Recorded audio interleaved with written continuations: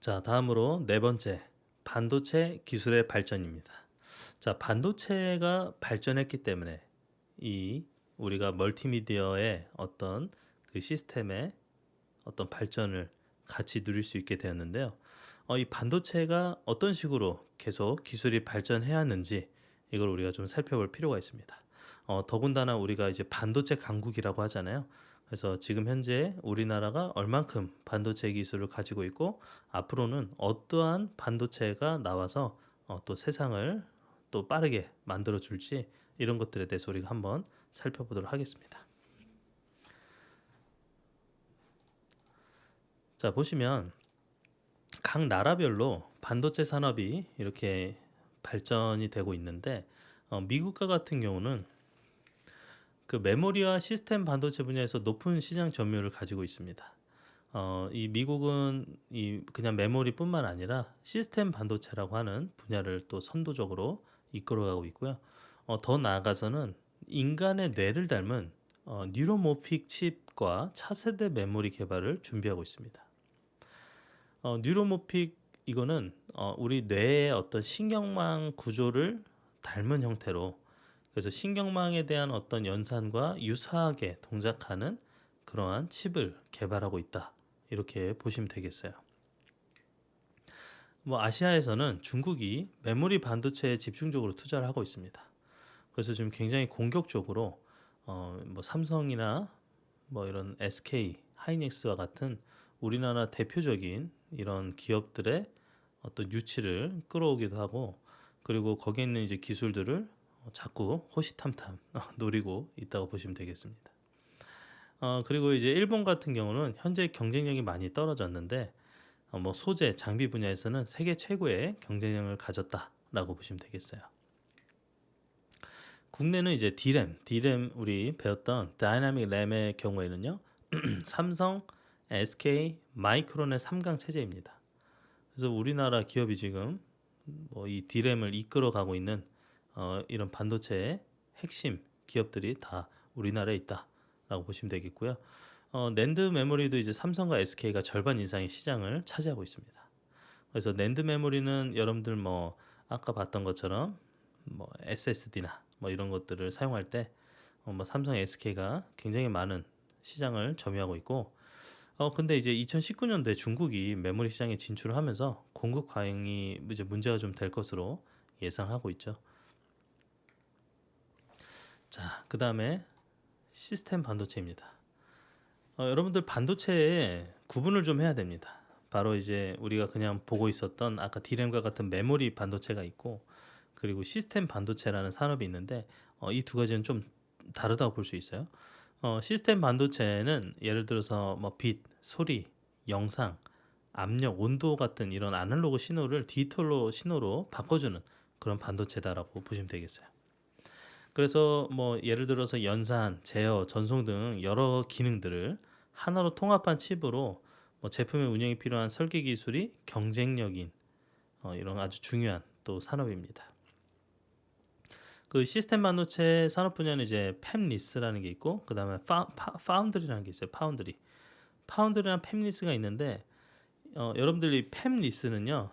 이 원래 그 패브리케이션이라고 해서 반도체 제품을 직접 생산한다라는 의미. 패브리케이션 생산하지 않고 리스잖아요.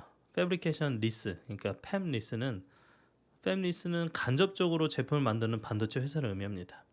그러니까 자기가 직접 생산하는 그 팹을 가지지 않고 운영하지 않고 단지 설계와 기술 개발을 전문적으로 하는 그런 업체다라고 보시면 되겠어요. 그래서 대부분의 이제 그 팹리스 회사들이 설계 및 기술 개발은 해요. 하고 근데 생산은 위탁을 하는 겁니다. 생산 자체 하는 거는 위탁으로. 그래서 대표적인 업체가 애플, 그다음에 퀄컴, 뭐 엔비디아, AMD 뭐 이런 회사들이 사실은 이제 팹리스 설계만 하고 직접적인 생산은 위탁하는 경우가 많이 있습니다. 자, 그래서 뭐 위탁을 받아서 하는 업체는 뭐 어디일까요? 바로 파운드리라는 회사입니다. 파운드리. 파운드리는 위탁 생산을 하는 업체인데 팹리스가 이제 어떤 설계와 기술 개발을 끝낸 거를 이제 오더를 받아서 이제 뭐 생산만 주도적으로 하는 이런 업체인데 대표적인 회사가 파운드리 회사로 TSMC라는 회사가 있습니다. TSMC 주로 이제 대만 쪽에 있는 회사인데 TSMC라는 회사가 이런 위탁 생산을 전문적으로 하는 회사다라고 보시면 되겠어요. 물론 이제 삼성에서도 이런 시스템 반도체를 좀 하려고 계속 어떤 뭐 여러 가지 수주를 따와서 이렇게 개발하고 혹은 위탁 생산 파운드리 형태로도 하는 형태로 횡보를 하고 있죠. 자, 그 다음에는 모바일용 메모리 칩 세트입니다. 자, 줄여서 우리 AP라고 하는데요. AP는 뭘까요?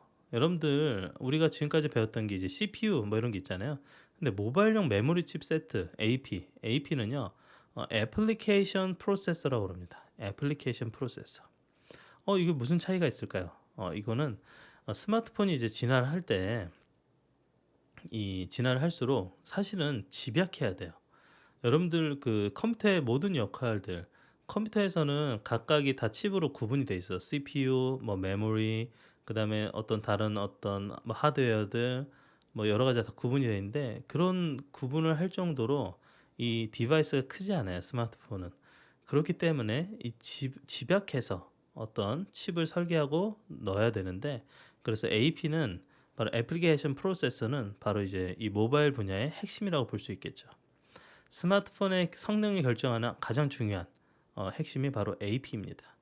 그래서 지금 현재 스마트폰은 AP의 뭐 전쟁이다라고 볼 수도 있겠죠.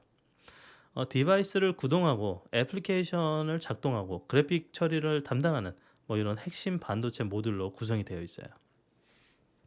근데 모바일 AP 자체는요 컴퓨터 CPU와 달리 그 주 연산을 위한 CPU를 포함해서 다양한 기능들을 하나의 칩으로 통합하는 형태로 구성을 합니다. 그래서 모바일 AP에 뭐가 들어가 있냐? CPU 당연히 들어가 있겠죠.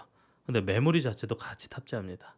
그리고 그래픽 카드, 저장 장치 등을 하나의 칩에 완전 구동이 가능한 제품으로 만들어내는 겁니다. 근데 어떻게 하느냐? 이 기술이 바로 시스템 온 칩이라는 기술입니다. 시스템 온 칩, 바로 SOC라는 시스템 온 칩의 줄임말인데요. 여기 보시면 그림을 보시면 뭐 CPU 로케이션, 이거 GPS 같은 칩, 디스플레이 카메라도 있고 뭐 여기 LTE, 뭐 여기 보면 이제 GPU를 또 따로 달기도 하고, 그다음 뭐 DSP 달고 센서들, 그다음 멀티미디어용, 그다음 시큐리티, 이 다양한 역할들을 하나의 칩에 만든다라고 보시면 되겠어요. 자, 이 모바일 API에 우리 하나하나의 요소들 보면은 이제 중앙 처리 장치 CPU입니다.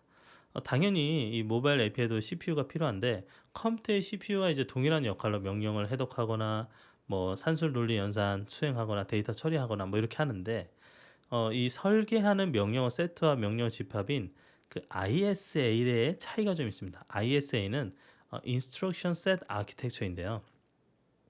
당연히 CPU는 명령이 오면 그 명령을 어떤 명령인지 해석하고 거기에 따라서 데이터를 처리하는 이런 어떤 수행 과정을 거치는데 그런 명령어 집합이 바로 인스트럭션 셋입니다. 그래서 인스트럭션 셋을 어떤 식의 구성으로 가지는지가 이 CPU, 컴퓨터의 CPU와 모바일 AP에 있는 CPU 이 두 가지 차이가 있습니다. 자, 컴퓨터의 CPU는 X86 시리즈입니다. X86은 기본적으로 CISC라고 하는데 CISC는요 Complex Instruction Set Computer입니다. 즉 복잡한 대규모의 이런 명령어들을 보유하고 있다라고 보시면 되겠고요. 근데 ARM은요 이제 대표적인 모바일 이 칩을 만드는 설계하는 그런 회사인데 최근에 이제 엔비디아에서 인수를 하려고 하고 있죠. 리스크입니다. 리스크 방식을 쓰는데 이건 Reduced Instruction Set Computer입니다. 자, 리스크는 명령어를 최대한 줄여서 최소로 만들어서 사용한다라고 보시면 되겠어요. 자, CISC와 리스크 이 두 가지 차이가 이제 모바일용이냐 혹은 CPU 컴퓨터용이냐. 자, CISC는 복잡한 명령을 통해 연산을 처리한다. 그래서 반도체를 구성하는 트랜지스터의 직접도가 과다하게 높아서 소비 전력과 발열 또한 높다라는 그런 좀 단점이 있습니다. 근데 리스크는요 명령어를 최소로 줄여서 단순하게 만든 겁니다. 그래서 트랜지스터의 직접도가 낮아서 소비 전력 발열이 낮다라는 또 장점이 있겠죠. 그러니까 딱 봐도 소비 전력 많아도 좋고 발열 좀 있으면 식히면 되니까. 그래서 일반적인 컴퓨터 CPU에서는 시스크 방식을 쓰는데 당연히 이제 모바일이나 이런 데서는 발열, 소비 전력 낮춰야겠죠. 그렇기 때문에 리스크를 쓰는 걸 알 수 있습니다. 자, 그다음에 모바일 API 바로 GPU입니다. 이 그래픽 작업을 책임지는 GPU. 이 GPU 자체도 사실은 이제 CPU처럼 굉장히 복잡한 반도체가 바로 GPU인데요. CPU 설계보다는 좀 간단하지만 여기에 반드시 들어가야 되는 게 벡터의 부동 소수점 연산을 빠르게 해줘야 됩니다. 그래픽 처리를 위해서. 그래서 3D 그래픽에 필요한 기능은 오히려 CPU를 능가할 정도로 굉장히 복잡한 형태의 설계 구조를 가진다라고 보시면 되겠어요. 그래서 스마트폰에서 처리하는 뭐 2D, 3D 그래픽 작업을 모두 이 칩에서 처리를 해야 됩니다. 그래서 모바일 AP의 성능이 중요한 부분이 바로 GPU입니다. 그 다음에는 이제 화려한 영상을 볼 수 있는 VPU라고 합니다. 지금 최근에는 여러분들 공중파를 통해서 4K까지 혹은 이제 뭐 나중에는 8K까지 나온다 그러죠. 그래서 UHD 컨텐츠를 즐길 수 있는 세상이 왔습니다. 이제는 핸드폰으로도 4K를 볼 수 있는 시대가 오려고 하죠. 그래서 초고화질의 컨텐츠를 재생하기 위해서 영상 처리 장치 바로 VPU가 좀 이제 중요한 또 요소가 됐는데, 그래서 동영상 재생에 좀 특화된 프로세스의 성능이 바로 VPU 역할을 합니다. 그래서 미디어 프로세싱 유닛으로 불리는데 VPU의 성능이 뒷받침될 때 스마트폰에서 4K 보고 싶다 그럴 때 끊김없이 동작하려면 바로 이 VPU가 필요로 합니다. 여러분들 지금 최근 핸드폰 카메라들이 4K 촬영이 가능해요. 그렇게 될 수 있는 이유가 바로 VPU, GPU 이런 게 받쳐주기 때문에 이런 4K 영상을 찍고 보더라도 끊김없이 볼 수 있게 된다는 거죠. 최근 이제 다수의 AP 업체들이 VPU를 이제 GPU에 통합하는 방식을 씁니다. 그래서 GPU 자체에 VPU가 함께 통합된 형태로 가져가는 경우가 많이 있습니다. 자, 그 다음에는 이제 인터넷을 연결을 해줘야겠죠. 바로 모뎀입니다. 당연히 여러분들 모바일인데 그래도 인터넷을 쓸 수 있는 다양한 어떤 그 뭐 기능들이 칩이 함께 포함이 되어 있어야겠죠. 그래서 3G 뭐 요새는 3G 안 쓰지만 뭐 LTE, 4G, 뭐 5G 이렇게 쓰고 있는데 그리고 우리가 이제 모바일 인터넷 그 모바일 네트워크 말고 와이파이와 같은 이런 것도 연결을 위해서는 이런 또 모뎀이 여러 가지 종류의 모뎀이 AP에 포함이 돼야 됩니다. 그래서 지금까지 공개됐던 다수의 AP 중에서 퀄컴에서 만든 그 스냅드래곤이라는 제품이 모뎀 칩을 AP에 통합을 했어요. 그 이후로 세계에서 가장 높은 점유율의 AP 제조사가 됩니다. 퀄컴이 뭐 장난이 아니죠. 퀄컴이 이 AP 만드는 기술로는 뭐 지금 1위라고 볼 수 있겠습니다. 그리고 최근 출시되는 다양한 AP가 이제 기본적으로 모뎀을 내장하고 있습니다.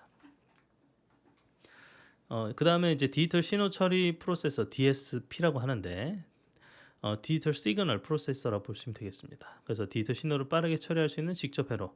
그래서 주로 오디오나 영상 신호 처리에 사용이 되는데 뭐 그래픽 영상 처리, 음악, 오디오 재생 이런 같은 좀 반복적인 계산 이런 거에 특화가 되어 있어야 됩니다.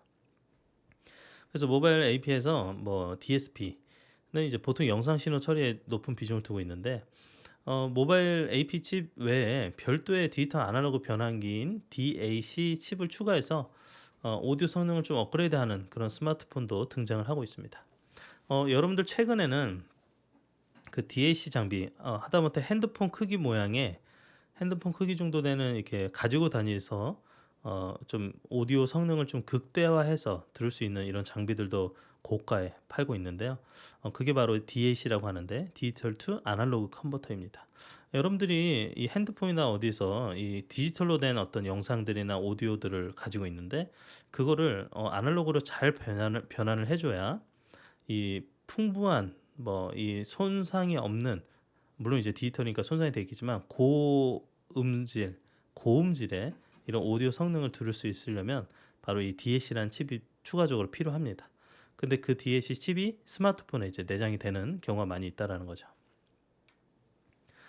자, 그다음에 스마트폰으로 사진 열심히 찍잖아요. 근데 이미지 시그널 프로세서 바로 ISP가 또 기본 내장이 되는 경우가 많이 있습니다. 자, 보통 ISP는 디지털 카메라에 들어가는 이미지 처리 장치인데요. 근데 디지털 카메라만 요새 사진 찍는 게 아니라 디지털 카메라 대신에 오히려 스마트폰으로 카메라 역할을 대신하는 경우가 많이 있죠. 그래서 그 역할을 위해서라도 ISP 프로세스를 내장하는 경우가 많이 있습니다. 이 CIS라고 해서 CMOS 이미지 센서, 그러니까 영상 센서로 들어오는 그 로우 데이터를 가공 업무하거나 뭐 이런 전반적인 이미지 프로세싱 과정을 수행하는 게 바로 ISP입니다. 물론 이제 그 밖에도 AP에 GPS, 여러분들 GPS 있어야지만 우리가 내비게이션을 쓰거나 지도 앱을 쓰잖아요.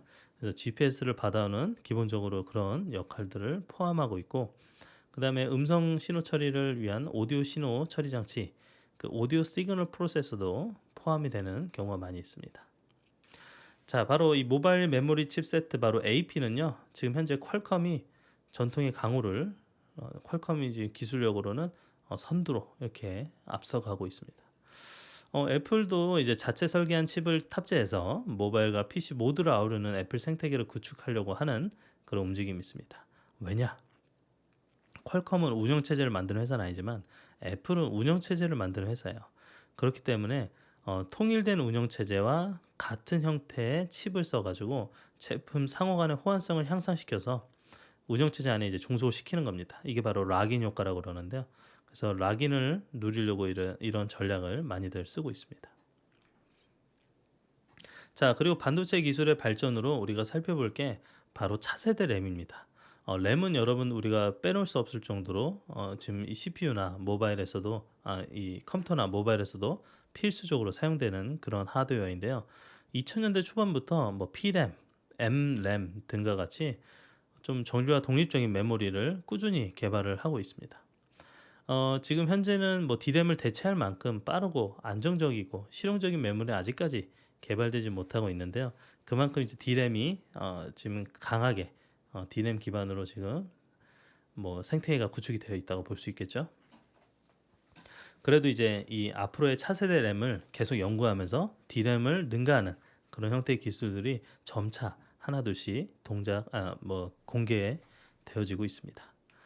자, M램 같은 경우는 자기장에 뭐 당기고 미는 힘을 이용해서 데이터를 저장, 처리하고 이론적으로 D램보다 집중도가 1000배 이상 뛰어난 반도체 제조가 가능합니다. 근데 이때 뭐 셀 간 간섭 축소, 뭐 대용량화 가능, D램과 동일 장비에서 활용할 수 있다, 가격 경쟁력, 속도 내구성 보완이 필요하지만 그래도 이런 기능 때문에 계속 연구를 했고, 그다음 P램도 물질의 일부분이 결정 상태에서 비결정 상태로 변하는 상변화를 활용해서 또 램으로 만든 겁니다. 그래서 이때 발생하는 저항의 차이로 0과 1로 구분해서 데이터를 저장을 하는 거죠. 미세 전폭 구현이 가능하고 D램보다는 느리지만 낸드 플래시보다 빠른 그런 특징이 있습니다. 그 밖에도 이제 인텔에서도 P램과 유사하게 3D 크로스 포인트 기술을 사용할 수 있고요. CPU와 메모리 반도체의 결합, 그래서 데이터를 처리하면서 동시에 저장하는 이런 형태로 또 연구를 했습니다. 그래서 낸드 플래시보다 1000배 이상 빨라지면서 대용량 데이터를 빠르게 처리하는 기술을 공개했죠. 그 다음에 그래서 ReRAM, FeRAM 이렇게 있는데 ReRAM은 부도체 저항 변화로 전류 흐름 유무로 정보를 저장을 하고요. 그래서 저항 변화 물질 최적화가 미흡해서 아직까지도 좀 발전이 필요합니다. 이런 문제 해결이 아직 안 됐고, 그 다음에 FeRAM은 컨덴서 대신에 강유전체를 이용하는 구조입니다. 그래서 낮은 전력 소모를 하는데 지금 현재 차세대 메모리 반도체 기술 중에서는 개발 속도가 좀 제일 늦습니다. 그래서 사실상 어떤 문제를 좀 해결해야 되는, 그래서 아직까지는 상용화가 좀 안 되고 있는 그런 또 방법이라고 볼 수 있겠습니다. 하나씩 보려면 이제 M램인데, M램은 자기 저항의 양자역학적 효과를 이용한 비이발성 소재입니다. 그래서 나노미터의 작은 자석에서 N과 S극의 방향을 이용해 정보를 기억한다. D램급의 고속 동작 가능하고요. 전력 소모도 적고 그다음 무한대로 기록 재생할 수 있다는 또 특징이 있습니다. 자, 그 다음에 STT-M램이 있습니다. 이거는 D램과 낸드 플래시 메모리의 장점만 좀 결합을 해서 한계를 좀 극복하는 미래형 메모리로 개발이 되어 있는데요. 최근에 뭐 삼성도 이 STT-M램을 공개적으로 뭐 자기 기술을 공개를 했었죠. 기술을 공개한 건 아니고 이제 제품을 공개를 했습니다. STT-M램은 이제 휘발성 메모리 D램과 달리 비휘발성 메모리입니다. 이론적으로는 가장 완벽한 반도체라고 이야기를 할 수 있겠고요. 데이터 처리 속도는 D램보다 10배 빠르지만 생산 단가가 오히려 낮다라는 그런 장점이 있습니다. 수명도 영구적이고요. 그래서 모든 평가 기준에서 기존 D램보다 뭐 낸드 플래시보다 단점을 다 해결한 그런 좀 차세대 메모리로 사용될 만한 그런 또 기술입니다. 그 다음에 이제 P램인데요. P램은 비결정에서 결정을 변할 때 온도 차이를 이용해서 데이터를 저장하는데 속도는 D램보다 느리고 낸드 플래시보다는 빠른 뭐 이렇게 좀 애매모호한 그런 포지션을 갖고 있어요. D램과 낸드 플래시에서 속도와 저장 능력이라는 장점만 갖춘 차세대 반도체입니다. 자, 그리고 인텔에서 옵테인 메모리 공개한 건데 이거는 이제 인텔이랑 마이크론 테크놀로지가 공동으로 좀 개발을 했어요. 그래서 3D 크로스 포인트 기술을 기반으로 설계를 했는데 그 메모리 장착용으로 만든 DIMM에 그 옵테인 DC 퍼시스턴스 메모리를 장착할 수가 있어요.